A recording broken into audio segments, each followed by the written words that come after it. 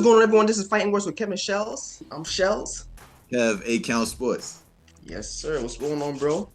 Everything good, bro? It's been a minute.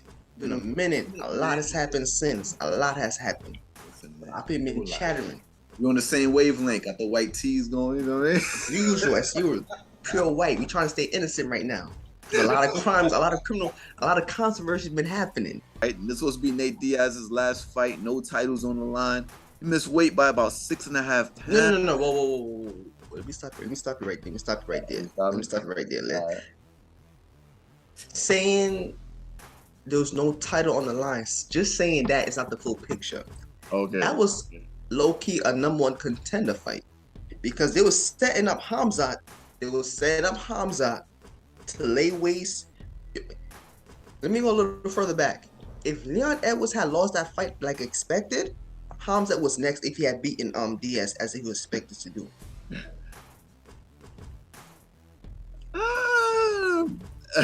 You know what?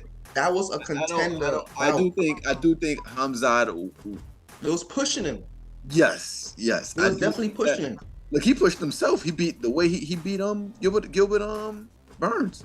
That was a win. Yeah, but you could tell when the UFC is putting someone through the express route as opposed to the local. I guess my thing is, if we would have did a prediction show for that fight, I would have actually picked Diaz to win that fight.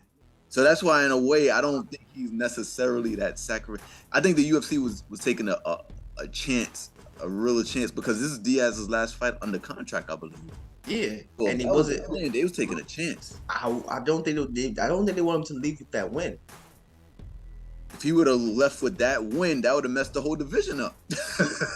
I don't think they want him to leave with a win. Period. But things happen, i.e. Khamzat, missing out with what? Since you kind of segue into that, do you think it's a conspiracy? Do you think he missed weight on purpose? Nah, hell no. You know what? I'm not gonna lie. When it first happened, yeah. When it happened, and I initially got wind of it, and I'm reading into him like, hold on, you tell him this guy lost. He was overweight by what, 7.5 pounds, 8 pounds? Yeah, it's something crazy. He basically messed up his whole card. But coincidentally, him and Kevin Holland was around the same weight. Yeah. And they just had that scuffle backstage. And all of a sudden, Ferguson and Diaz is around the same weight. They went around the same weight. When they weren't even meant to fight each other. So at first, it was like, yo, what's going on here? But when you think about it, you can't get... This is not the WWE. You're not convincing these fighters who train... First of all, how you going to tell Khamzat, we're not going to give you Diaz no more fight Kevin Holland?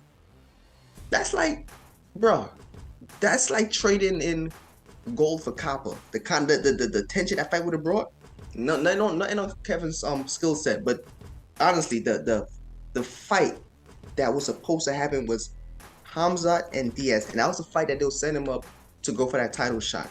He wasn't gonna get a title shot after fighting Kevin Holland. So you're gonna convince him to go over it by 8 pounds to take a lesser fight with a guy who has less clout? That's what threw me off with that. And I don't think you could get someone like Diaz to keep a secret like that. Who said Diaz knew about it?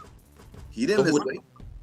So where did the conspiracy come from? Oh, so you think? So hold up, do you believe it's a conspiracy then? Because to me, I don't believe it, because those don't seem like people could keep a secret. And this is like, you're taking a real risk. You're taking a real risk in the octagon.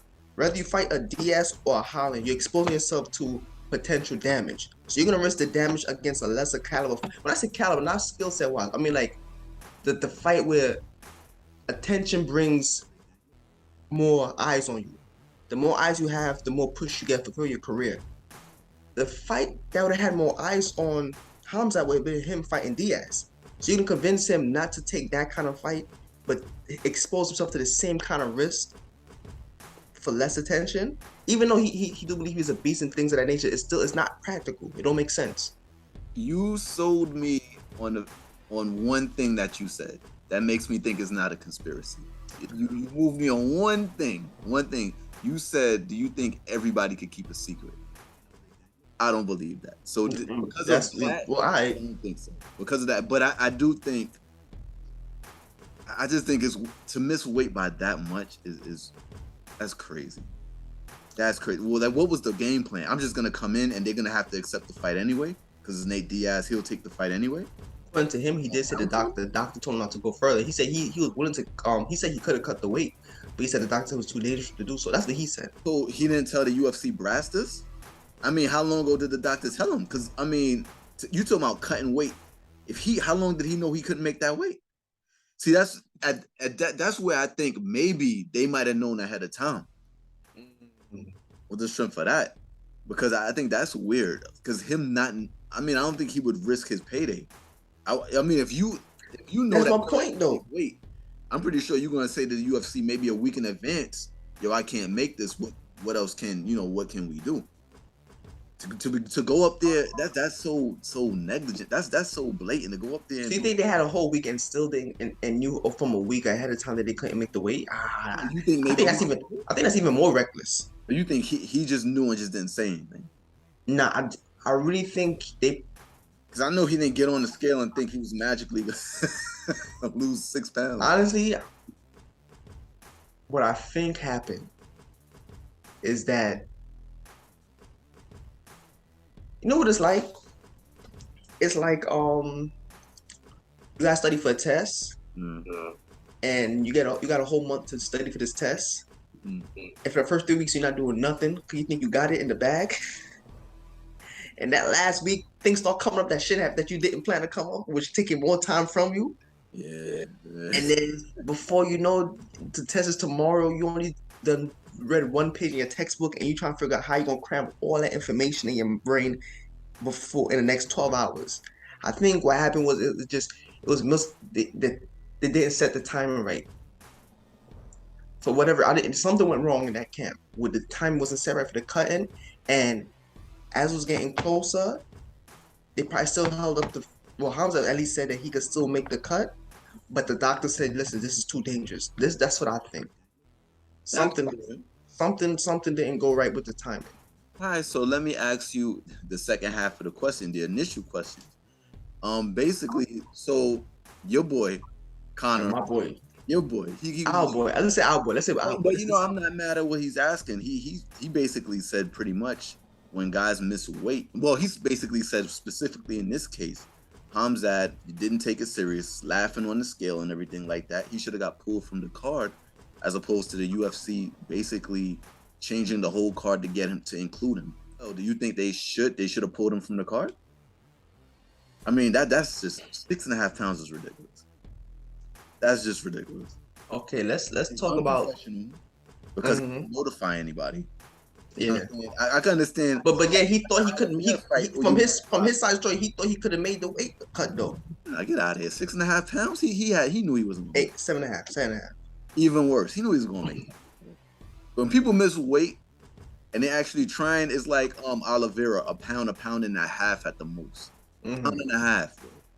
If he was just off by half a pound. Huh? Oliveira was just off by half a pound. Was he a half a pound when he first got on the scale? Oliveira? Yeah.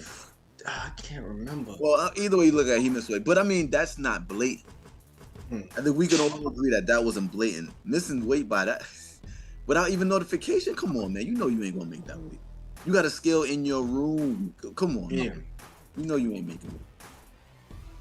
Okay, getting pulled from the card. See, here's the funny thing. You know that saying, right message, wrong messenger? Okay. So in the case of Conor, right message, is it the right message? Definitely not the right messenger. Because here's the thing with him. He's one to complain about he should have been pulled for not for missing weight. What about you throwing a trolley through a van window? Shouldn't you have been pulled from the UFC period? There was no card. It's even worse. It's even worse. If you're saying that this guy, right, you're telling him that he shouldn't have an opportunity to earn his living, even though he messed up the card. A opening was found for him, and Conor's complaining about the opening. Conor's basically being a Karen right now. So what I'm saying is, to Karen, to Karen McGregor, who you to tell the UFC don't give this man an opportunity to earn a living when the UFC overlooked whether you was on a card or not. All of the little tidbits you've been in.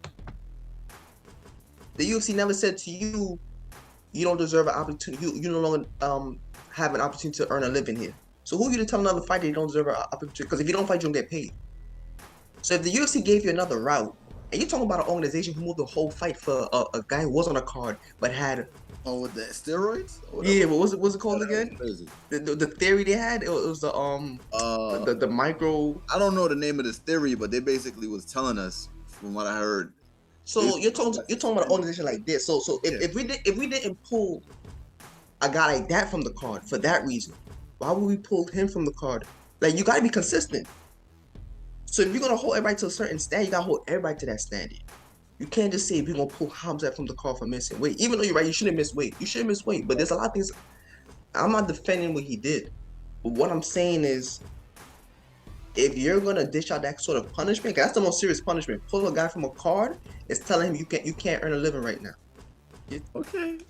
I disagree strongly. You disagree strongly? Strongly disagree. First of all, when Conor's situation with Khabib. First of all, I'm not even talking about John Jones. We're gonna talk about the messenger. For Conor's, as far as in ring, he's been professional.